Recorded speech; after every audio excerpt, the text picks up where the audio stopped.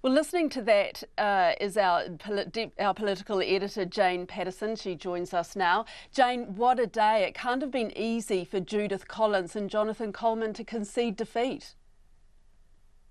That's right, Sharon. What a day and what a week, I must say. And I think it had become pretty clear by today, even by late yesterday, that Bill English was really starting to stack up those votes. And they just started coming in even more thick and fast this morning.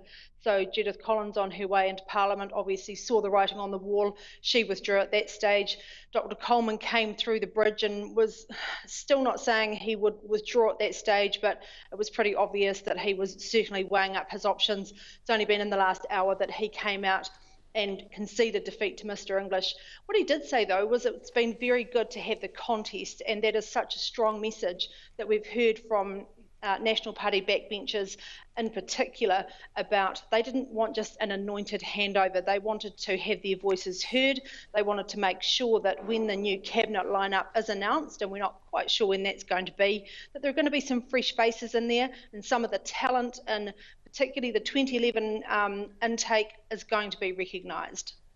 So this will satisfy that rest of backbench? Look, early indications are that it will. It looks like at this stage, in terms of that deputy position, Paula Bennett has got a bit of a lead over Simon Bridges.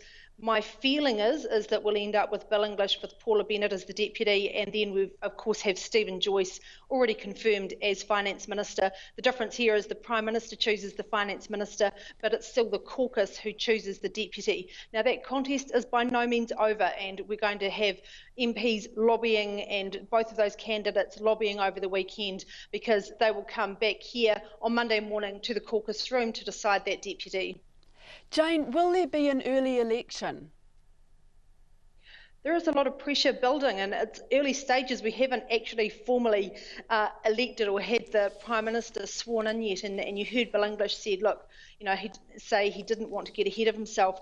But the issue here is that, again, surprise imminent resignation of David Shearer as he goes for that UN job in the Sudan, and that would mean a by-election in his seat of Mount Albert.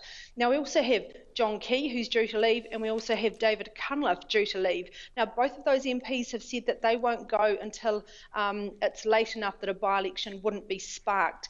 But underneath the electoral rules, a Prime Minister can indicate, for example, at the start of the year, that if a general election is going to be held within the next 6 months, that takes out any by-elections that can be cancelled.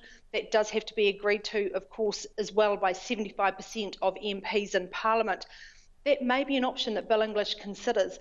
It just feels very messy to have all of these MPs effectively sitting here and the potential of 1, 2, 3 by-elections with a general election scheduled later in the year, and we're sort of looking towards September.